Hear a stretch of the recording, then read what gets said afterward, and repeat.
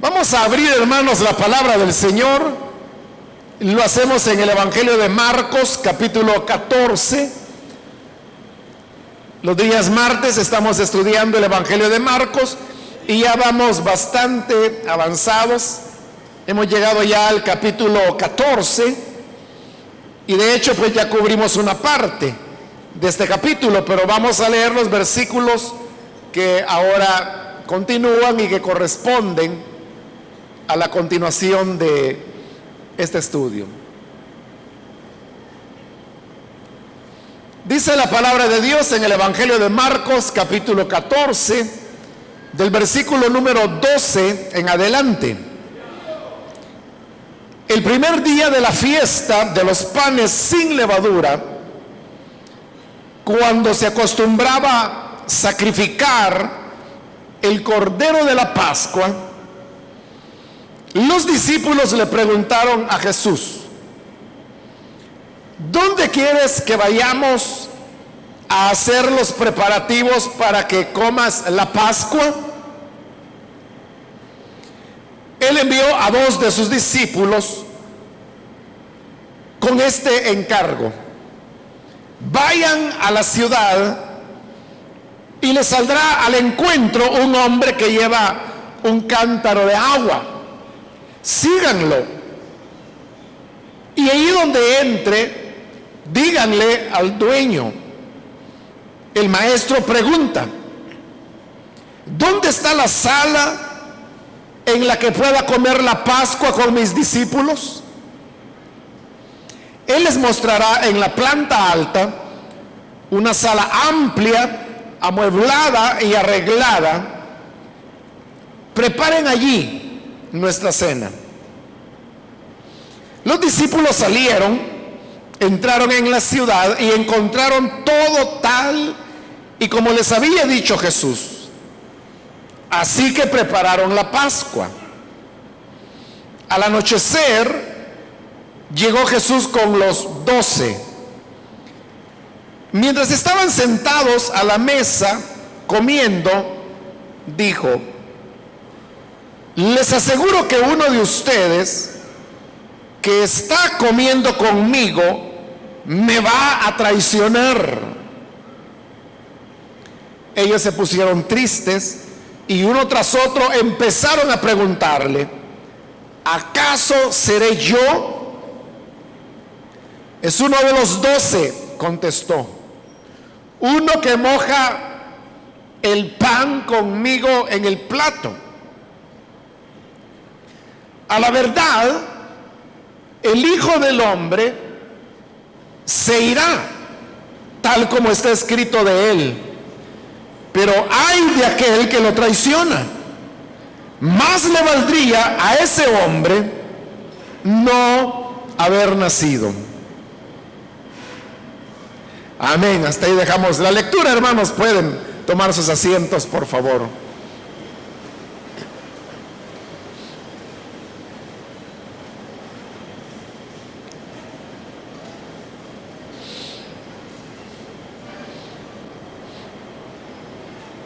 Hermanos, hemos llegado en el relato que Marcos nos está presentando a el día precisamente cuando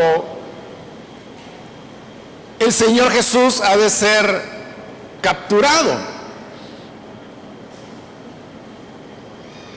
El versículo 12 nos dice que el primer día de la fiesta de los panes sin levadura, cuando se acostumbraba a sacrificar el cordero de la Pascua, fue que los discípulos le preguntaron al Señor: ¿dónde quieres que vayamos a hacer los preparativos para que comas la Pascua?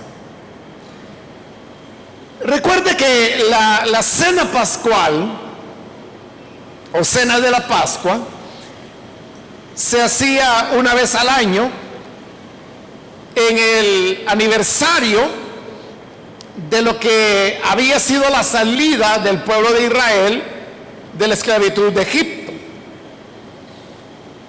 El cordero se sacrificaba en el día 14 de Nisán y la cena pascual se comía el día 15. Por eso es que resulta un poco extraño que en el versículo 12 Marcos diga que el primer día de la fiesta de los panes sin levadura, cuando se acostumbraba a sacrificar el cordero, y luego a continuación se dice que es el mismo día cuando ellos van a participar y comer de la Pascua. Entonces, si el orden establecido por Moisés era que el 14 de Nisan se sacrificaba el cordero y la cena era al día siguiente, el 15, ¿cómo es posible que ahora Marcos esté diciendo que todas esas cosas acontecieron en el mismo día? Lo que ocurre acá, hermanos, es que Marcos es alguien que está escribiendo para un público mucho más amplio que el pueblo judío, porque el pueblo judío es el que tenía una manera diferente de medir el tiempo a la manera como se hacía en el resto del mundo romano, que era lo que se conocía como el mundo habitado en esa época. Los romanos el tiempo lo medían igual que nosotros. Para nosotros un día es el que comienza al amanecer y es el que termina cuando ya se hace de noche. Exactamente igual lo entendían los romanos. Y quiero decirle que Israel en sus primeros siglos también así lo entendieron.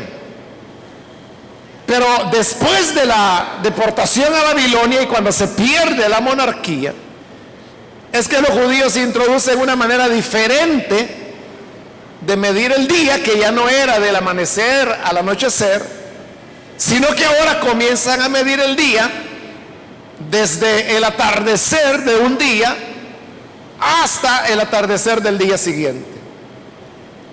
Si pudiéramos ponerle alguna hora, podríamos decir que para ellos el día comenzaba a las 6 de la tarde y terminaba a las 6 de la tarde del día siguiente. Lo que ocurría era que el cordero se sacrificaba, según los historiadores, del mediodía hacia abajo, lo cual para ellos era un día. Ese sería el 14 de Nisan. Pero a partir de las 6 de la tarde del mismo día, ya para ellos era 15 de Nisan, porque ya había comenzado el siguiente día. Y eso hacía que estuvieran acorde a la ley de Moisés, que decía que el 14 había que sacrificar el cordero y el 15 comerlo. Lo único que, como para ellos el día comenzaba a las 6 de la tarde, a la hora de la cena, ya era el día siguiente. Sin embargo, usted puede ver que todos estos eventos, el sacrificio del cordero y la cena pascual, que es la que se nos va a describir allí, ocurren, según lo dice Marcos, en el mismo día. Pero eso significa que si él lo pone como en el mismo día, él no está midiendo el tiempo de la manera como los judíos lo hacían, sino que está midiendo el tiempo según se medía en el Imperio Romano. Y por eso yo le decía, Marcos tenía como propósito escribir un evangelio que pudiera entenderse más allá del pueblo judío, que cualquier persona, cualquier gentil pudiera entender. Y por eso él utiliza el reloj, vamos a decir, que los romanos utilizaban. Esa, hermanos, es la respuesta a ese versículo que parecería pues una confusión o un error grave de Marcos, pero no es error, sino que simplemente él está midiendo el tiempo como lo hacían los gentiles y no como lo hacían los judíos. Bien, el hecho es que llega la fecha de la Pascua y usted sabe que el Señor Jesús fue entregado el día de la Pascua. Y ha llegado la fecha de la Pascua, lo cual significa que ahora el Señor debe ser entregado. Los discípulos se acercan y le preguntan al Señor: ¿a dónde quieres que vayamos a hacer los preparativos para que comas la Pascua? La Pascua, recuerde que era el sacrificio del cordero, y el cordero tenía que ser comido por una familia. La ley decía que si la familia era muy pequeña, tenía que invitar a los vecinos, que también eran familias pequeñas, porque la idea era que del cordero no sobrara nada, tenían que comerlo todo. Pero por si alguna razón sobraba algo, la instrucción era que había que quemar lo que quedaba para que no amaneciera al día siguiente. Ahora, la ventaja con el Señor es que eran 12 hombres los que andaban con él. De un cordero era adecuado y al mismo tiempo suficiente para que los 12 pudieran comer, pero había que sacrificarlo. Y recuerde que no solo era el cordero, también estaban los panes sin levadura, a lo cual ahí se hace referencia. Pero el cordero también se comía acompañado de hierbas amargas y luego vino. Eso eran los componentes de la cena pascual. Eso es lo que están preguntando los discípulos: ¿a dónde quieres que vayamos a preparar la Pascua? Versículo 13, el Señor dice que envió a 2 de sus discípulos con este encargo: vayan a la ciudad. Más adelante vamos a ver que la ciudad a la cual él se está refiriendo es Jerusalén. Pero si él les está diciendo vayan a la ciudad, es que no están en la ciudad, están fuera de ella. Y eso nos lleva a pensar que probablemente el Señor estaba en Betania, que quedaba a unos 11 kilómetros de Jerusalén, y que por los otros evangelios sabemos que era el lugar donde él se quedaba a descansar cuando andaba o cuando estuvo ahí en Jerusalén. Entonces dice: vayan a la ciudad y les saldrá al encuentro un hombre que lleva un cántaro de agua, síganlo. Y ahí donde entre, o sea, la casa que entre, díganle al dueño: el maestro pregunta, ¿dónde está la sala en la que pueda comer la Pascua con mis discípulos? Los discípulos obedecen, dirá el siguiente versículo. Van a Jerusalén, y tal como el Señor les había dicho que al entrar a la ciudad habría de venir a su encuentro un hombre cargando un cántaro con agua. Algunos han argumentado que cómo iban a hacer los discípulos para saber cuál de los hombres cargando un cántaro de agua era el que el Señor les había dicho. Y ahí es donde han comenzado a surgir hipótesis. Se han dicho cosas como, por ejemplo, que eran las mujeres las que acarreaban el agua y no los hombres, y que por lo tanto ver a un hombre acarreando agua era algo inusitado. Pero ese argumento no tiene validez porque hay suficiente documentación que demuestra que tanto hombres como mujeres acarreaban agua.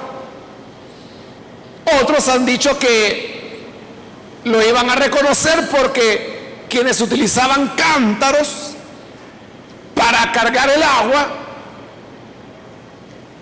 eran las mujeres, y en cambio los hombres utilizaban odres. Pero también se sabe que ese argumento no es valedero, porque a veces era lo inverso, que eran las mujeres las que utilizaban odres y el hombre los cántaros. Realmente no hay por qué complicarse con esto, porque la clave está cuando Jesús les dijo: vayan a la ciudad y les saldrá al encuentro un hombre que carga un cántaro de agua. De seguro habían otros hombres cargando cántaros de agua, pero solo hubo uno que al momento de entrar a la ciudad venía hacia los discípulos. Esa era la señal. Y entonces el Señor dijo: a ese hombre síganlo. O sea, ese hombre de seguro era un criado, un esclavo. Entonces lo siguen porque fueron las instrucciones del Señor hasta que entra en una casa. Y el Señor dijo: en esa casa ustedes toquen. Ellos llegaron, llamaron a la puerta. Quizá el mismo criado abrió, el que había llevado el cántaro. Pero el Señor les había dicho: pregúntenle al dueño. Entonces los discípulos tuvieron que decir: queremos hablar con el patrón, con el señor de la casa.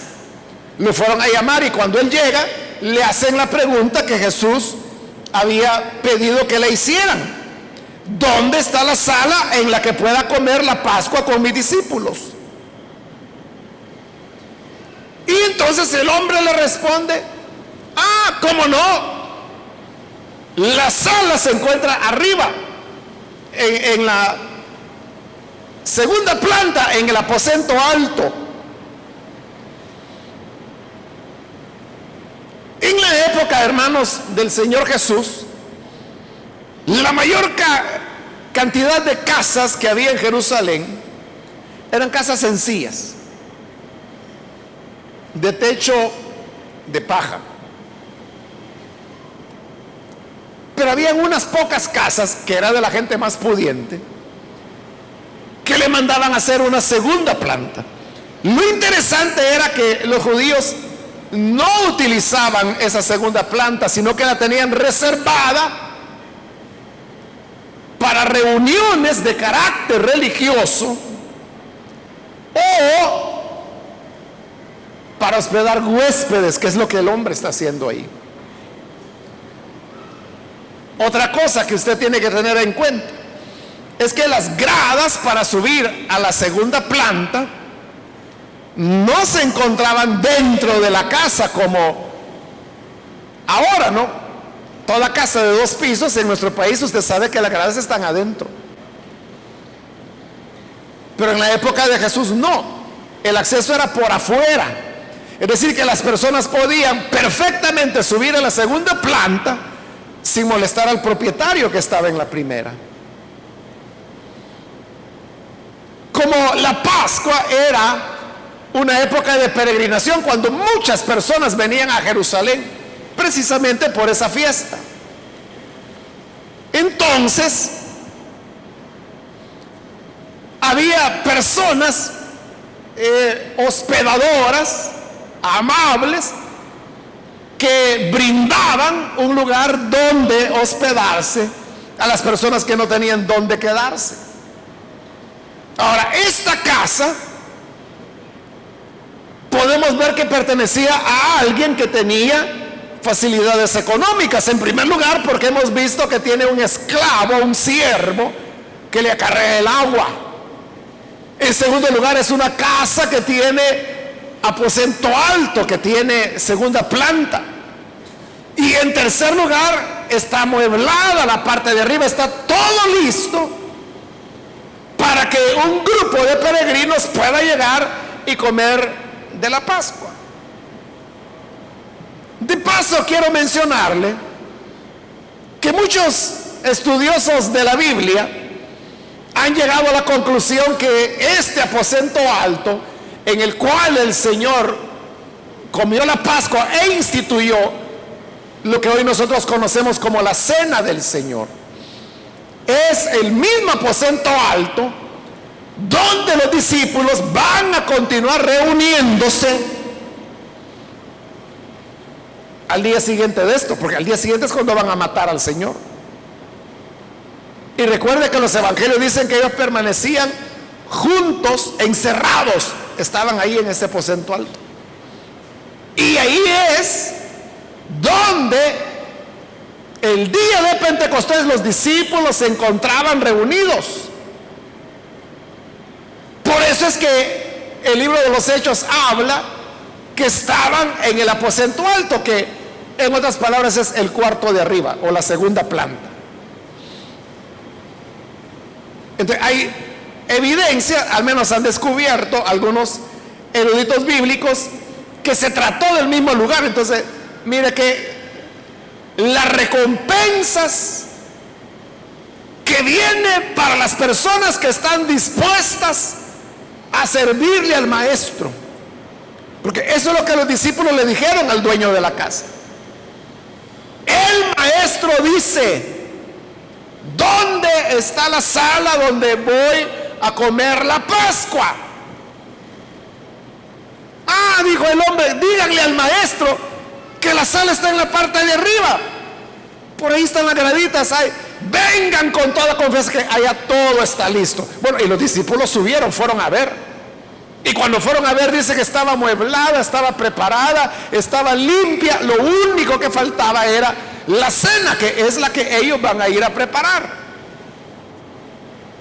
Pero ese hombre que tuvo ese corazón abierto para recibir al maestro, bueno, él fue grandemente bendecido, porque ahí es donde el Señor, en esa casa, comió la Pascua, instituyó la cena del Señor, y es donde los discípulos van a continuar hospedándose por 40 días y luego 10 días más, hasta que llegue el día de Pentecostés, y es allá arriba donde truena y donde aparecen llamas como de fuego en la cabeza de cada uno de los discípulos. Se oye un ruido como de un viento recio y comienzan a hablar en otras lenguas. Ahí en la casa de este hombre donde nace la iglesia cristiana. Que por cierto faltan unos años, hermanos, para que se cumpla los primeros 2000 años del derramamiento del Espíritu Santo en Pentecostés. Quedan como 10 años, algo así, para el primer bimilenio, porque serían 2000 años, para el primer bimilenio de la venida del Espíritu Santo sobre la iglesia. Todo eso ocurrió en la casa de este hombre. Esto significa, hermanos, que cuando nosotros tenemos un corazón dispuesto y estamos abiertos para lo que el maestro nos pida,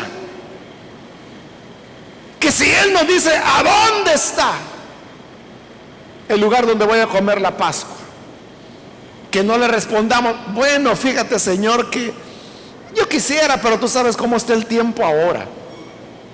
Uno recibe gente y uno no sabe qué clase de gente es en verdad. Entonces, me vas a disculpar, pero mejor otro día. Hay personas que le pueden decir así.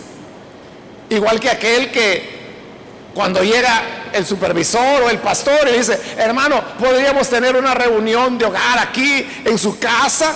¿Quiere usted ser anfitrión de una célula? Entonces dice: mire, pues sí, pero no.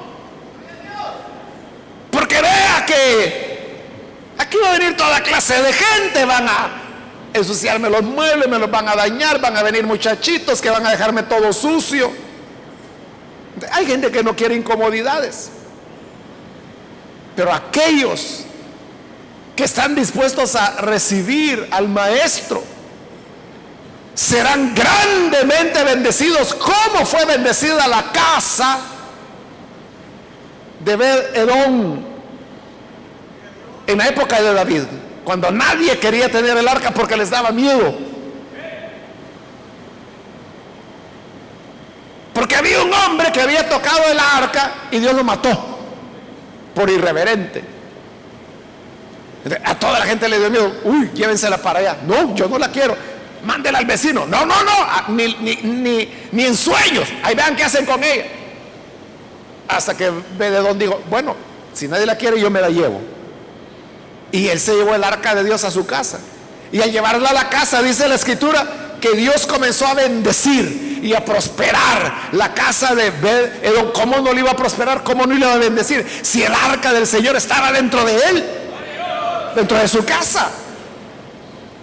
Y cuando David se da cuenta de eso, dice: un momento, vayan a tener el arca, tráiganla acá a mi casa.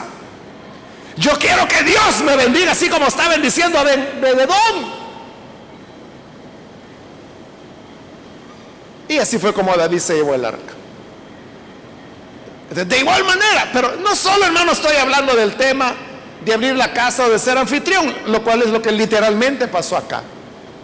Pero también a veces el Señor nos pide nuestra vida, nuestro tiempo, nuestros talentos, nuestras decisiones. Y el punto aquí es si como el hombre, este dueño de la casa, que no sabemos el nombre, le digo, está preparado lo que el Señor quiere. Podremos decirle cuando Él nos llama o nos pide algo: estoy preparado, Señor, para lo que tú necesitas. Aquí está lo que tú me estás pidiendo. Así es como el hombre. ¿Usted qué cree, hermano? ¿Este hombre habrá llegado a la conversión? Siendo que en su casa el Señor comió la última Pascua, instituyó la primera cena del Señor que hubo en la historia, donde los discípulos se hospedaron por 40 días, donde el Señor apareció al menos en 2 oportunidades, ya resucitado, allí en la casa de Él, donde por 10 días los discípulos pasaron orando unánimes, esperando la venida del Espíritu Santo. En esa casa donde el día de Pentecostés el Espíritu Santo desciende y nace la iglesia cristiana. Con todas esas experiencias, ¿usted qué piensa? ¿Se habrá convertido el dueño de la casa? ¿Habrá terminado sumándose? O sea, si él estaba ahí, hermano, cuando oyó el bombazo ahí arriba y bajan los discípulos hablando en otras lenguas, se juntaron miles de personas y dijeron: ¿qué es esta locura? Y los de Asia decían: los oímos hablar en nuestras lenguas. No, decían los de Cirene, están hablando en nuestra lengua. No, están hablando en caldeo. Y cada quien oía diferentes lenguas. Y como nunca faltan los simples, hubo simples que comenzaron a decir: ah, no, lo que pasa es que están borrachos. Se pasaron de copas los señores. Pero ahí es cuando Pedro habla y dice: estos no están borrachos, apenas son las 9 de la mañana, esta no es hora de estar tomando. Lo que ustedes aquí ven es lo dicho por el profeta Joel, cuando digo: en aquellos tiempos derramaré mi espíritu sobre toda carne. Los jóvenes profetizarán, hablarán en nuevas lenguas. Y eso que el profeta habló es lo que ahora se ha cumplido acá. Y se había cumplido en la casa de este hombre. Entonces, con todo eso, profecías cumplidas en su casa, ¿se habrá convertido? Ahí se la dejo a usted para que la piense. Cuando anochece, dice el versículo 17, porque así decía la ley de Moisés, que la Pascua había que comerla, o sea, el cordero pascual, con los panes sin levadura y con las hierbas amargas, había que comerlo al atardecer, a la caída del sol, dijo Moisés. Entonces, exactamente a la caída del sol, dice el versículo 17, llegó Jesús con los 12. Ya los otros habían preparado el cordero, que era asado, que debía comerse. Y mientras estaban sentados a la mesa comiendo, la cena pascual era un rito, hermanos, donde comían panes sin levadura, tomaban una copa de vino, las hierbas, comían del cordero, luego otra copa de vino. Eran 3 copas lo que formaba el rito o la ceremonia, digamos, de la Pascua. Eso es lo que Jesús está haciendo con sus discípulos. Cuando haciendo eso viene el Señor y les dice: les aseguro que uno de ustedes que está comiendo conmigo me va a traicionar. En la cena pascual, hermanos, lo que se hacía es que se recordaba la salida de Egipto. Eso es lo que Dios había pedido. De seguro lo hizo el Señor. De seguro recordaron cómo por la muerte de aquellos corderos cuya sangre aplicaron en los postes y en el dintel de la puerta, el ángel de la muerte no entró. Mató a los primogénitos de los egipcios, pero no tocó a ningún primogénito de Israel porque la sangre cubría. Eso lo recordaron. Pero Jesús sabía que había llegado el momento de ofrecer la otra sangre, ya no de un cordero animalito, sino que del Cordero de Dios, del cual Juan dijo: quita el pecado del mundo. Jesús sabía lo que estaba pasando. Cuando sirvieron el cordero sacrificado, asado ya para comer, Jesús se vio en él. Se vio en él. Por eso es que Apocalipsis dice que vi el cordero inmolado, quemado, asado, pero estaba en pie, dice Apocalipsis, porque el Hijo de Dios fue sacrificado, pero resucitó y estaba en pie. Amén.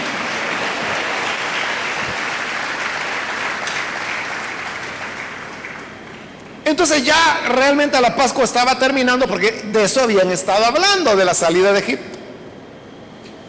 Pero ahora viene el Señor y les tira la baldada de agua fría cuando les dice: les aseguro que uno de ustedes que está comiendo conmigo me va a traicionar.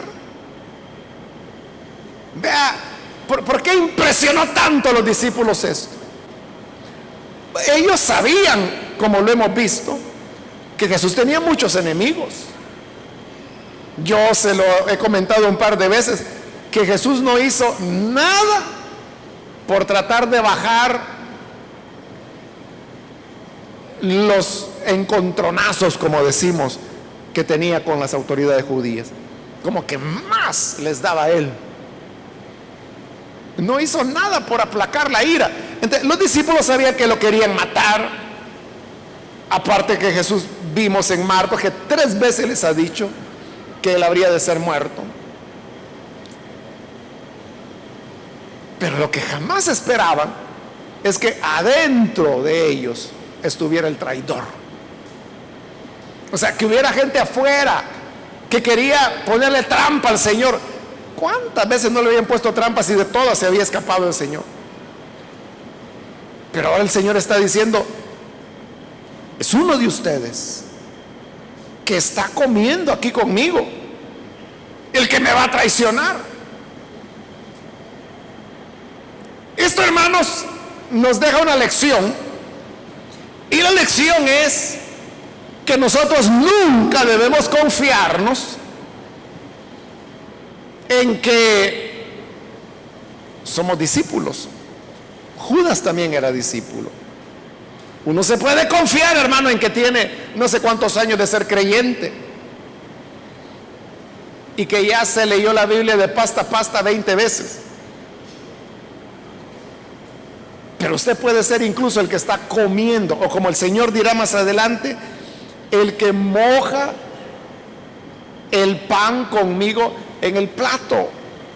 O sea, se tenían esa confianza que podían extender el pan y mojarlo en el caldito del plato del Señor, y se lo comían, y el Señor lo permitía. O sea, esa era la unidad, la confraternidad.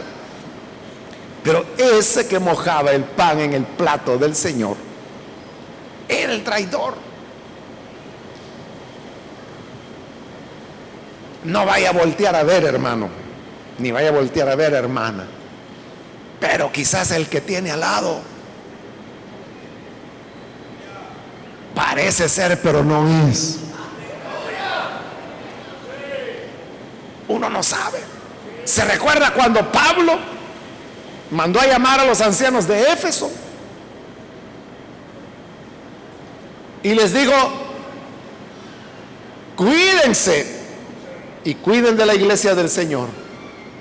Y les dijo Pablo: porque yo sé esto, que de ustedes, eran los ancianos, yo sé que de ustedes se van a levantar lobos rapaces que no van a perdonar al rebaño. Y no le estaba hablando a cualquiera, le estaba hablando a los ancianos, los pastores de la iglesia de Éfeso. De ustedes se van a levantar lobos rapaces. Por eso le dije, no voltee a ver, no vaya a ser que el hermanito, cara de niño, sea un lobo rapaz.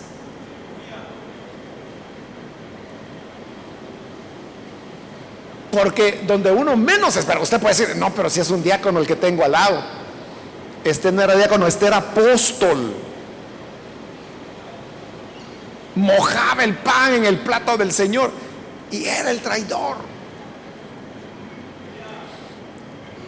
Pero vea, versículo 19, los discípulos, dice, cuando oyeron eso, se pusieron tristes, pero al mismo tiempo preocupados, porque dice que uno tras otro empezaron a preguntarle, ¿seré yo, Señor? Y Pedro preguntó, ¿seré yo, Señor? Y Tomás preguntó, ¿seré yo, Señor? Y Juan preguntó, ¿seré yo, Señor? Y Mateo preguntó, ¿seré yo, Señor? Y Andrés preguntó, ¿seré yo, Señor? O sea, los 12 fueron preguntando, ¿seré yo? Pero eso, hermano, nos muestra otra gran verdad. Y es que nosotros no podemos reconocer a la cizaña. Porque cuando Jesús dijo, uno de ustedes me va a traicionar, yo creo que lo primero que los apóstoles hicieron fue empezar a ver la cara de cada uno. Juan, este es bravo, pero no creo.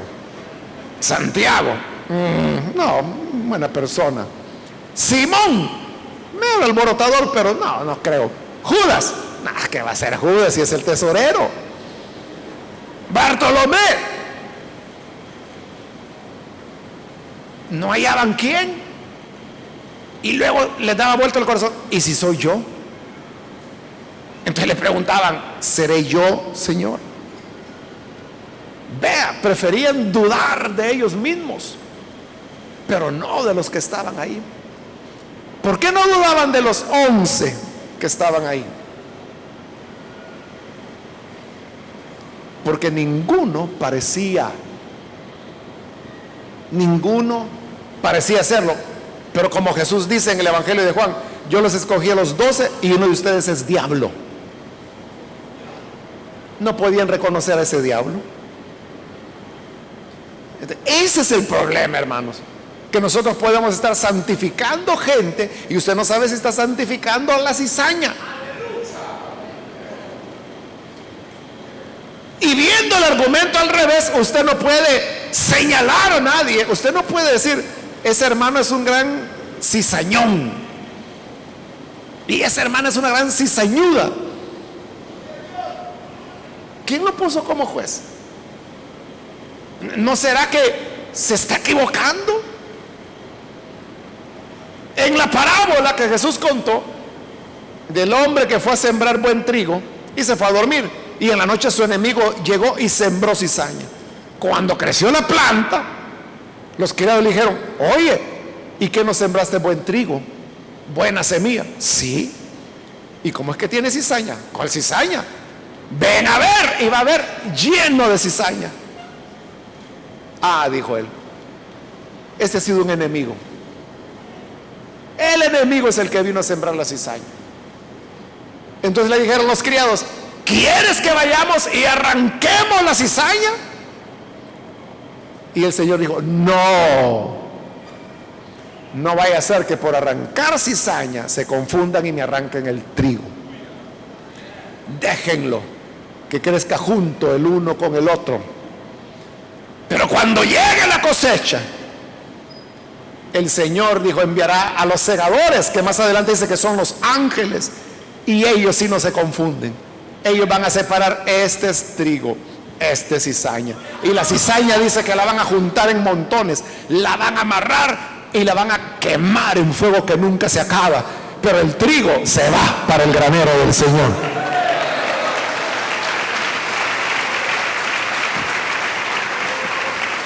Es decir, no somos nosotros los que tenemos que decir cizaña, trigo, cizaña, cizaña, trigo, trigo, cizaña. ¿De dónde, hermano? O sea, si ellos no sabían y todos fueron preguntando, ¿seré yo? No. ¿Seré yo, Señor? No. ¿Seré yo? No. Y como ya solo Judas quedaba, yo no me quedo atrás. ¿Seré yo, Señor? Tú lo has dicho. Él sabía. Así le dijo que lo que vas a hacer, hazlo pronto. No lo dice el Evangelio de Marcos, pero lo registran los otros evangelios. Versículo 20, es uno de los 12, contestó. Uno que moja el pan conmigo en el plato. A la verdad, el Hijo del Hombre se irá tal como está escrito de él. O sea, las profecías se iban a cumplir. El Hijo de Dios habría de ser entregado en manos de pecadores como él mismo lo había anunciado. Eso nada lo podía detener. Pero ay, dijo él, ay de aquel que lo traiciona. Más le valdría a ese hombre no haber nacido. Nacer y crecer para traicionar al Señor. Ay de ese hombre, dijo. Mejor no hubiera nacido. Pero ese es un peligro al cual todos estamos expuestos, hermanos. ¿Cuántas personas no han traicionado al Señor? Judas lo hizo, pero otros lo han traicionado con su pésimo testimonio. Lo han traicionado al no vivir de acuerdo a los lineamientos de la palabra, al adoptar conductas que son contrarias a las enseñanzas de Cristo y del Evangelio. Están traicionando al Señor constantemente, y de ellos el Señor le dice, más les hubiera valido no haber nacido. Ay de aquel que traiciona al Hijo de Dios. Por eso no importa el tiempo, los años o las décadas que usted tenga de estar sirviendo al Señor, los privilegios que haya alcanzado, la fama que de usted se habla entre los hermanos, la manera como predica, como canta, lo que sea. Cualquiera que se descuida puede ser hasta el que moja el pan en el plato del Señor. Pero el Señor dijo, me traicionará. Me traicionará. Y el Salmo decía, mi amigo, mi cercano, mi más estrecho amigo, es el que se levantó en traición contra mí. Es lo que Judas hizo. Que el Señor nos guarde a nosotros, hermanos, de traicionar la causa de nuestro Señor. Pedro se acobardó, negó 3 veces al Señor, pero no lo traicionó. Todos los discípulos huyeron, pero no lo traicionaron. O sea, tuvieron debilidades, fallaron de una u otra manera, pero jamás lo negaron en su corazón, jamás lo traicionaron. Tal vez nosotros no seamos perfectos, hermanos.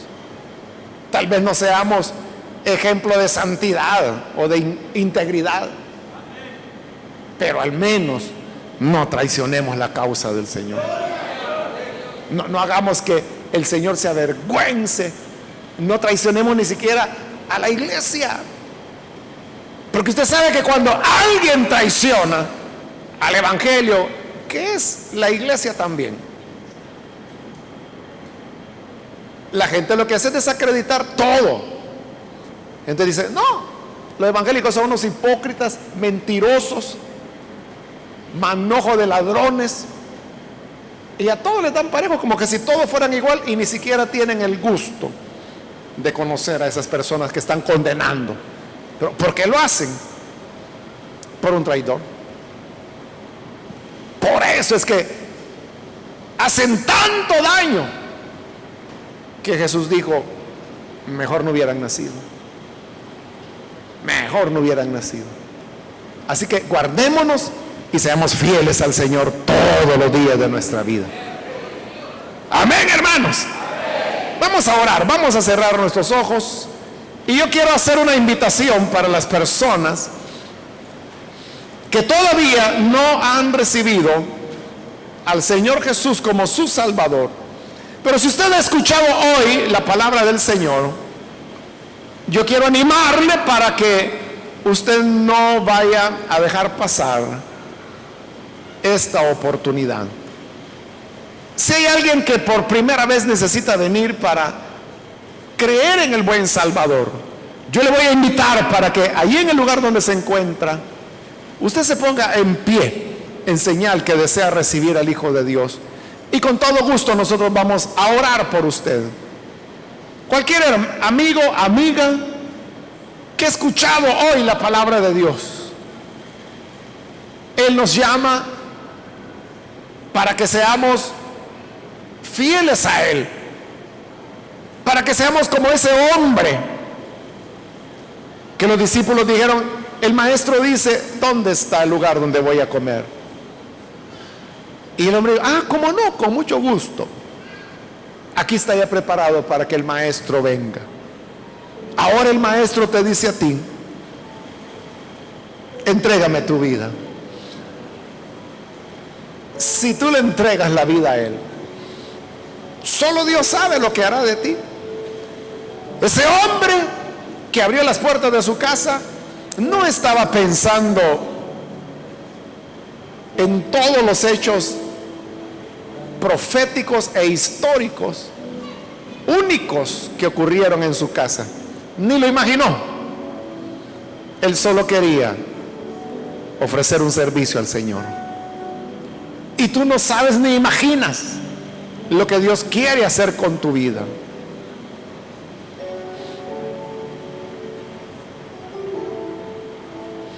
Entonces, ¿por qué no vienes y le entregas tu vida a Él? Alguna persona, póngase en pie, por favor.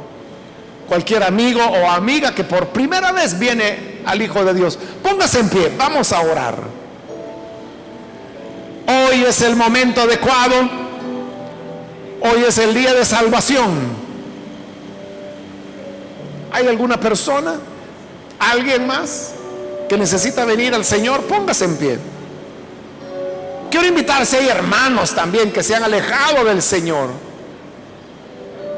no nos descuidemos. Es peligroso, hermanos, porque uno puede terminar traicionando la causa del Señor, traicionando la obra del Evangelio, a Cristo mismo.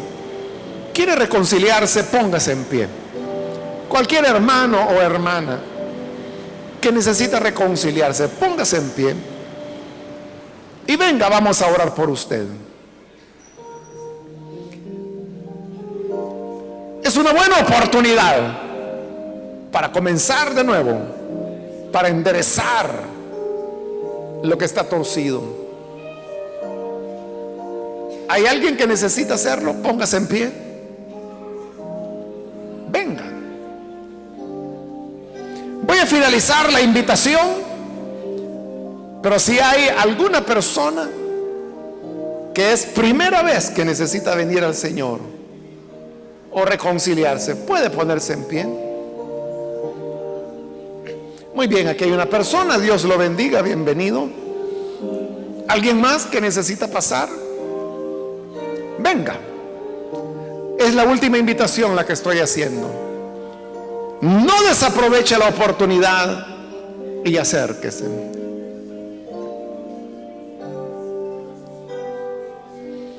A usted que nos ve por televisión, también le invito para que se una en esta oración, reciba al Señor como su Salvador y su vida será totalmente transformada.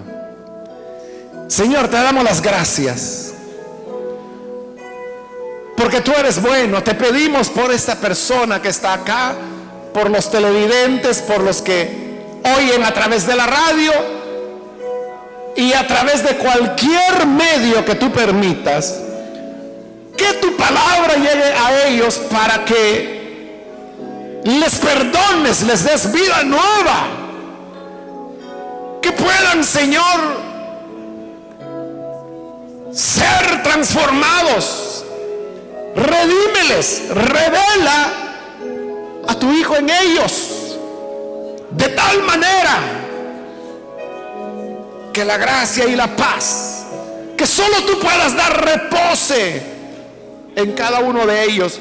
Ayuda a tu iglesia, ayúdanos a hacerte fieles, ayúdanos a ser leales a ti, ayúdanos a amarte con amor imperecedero,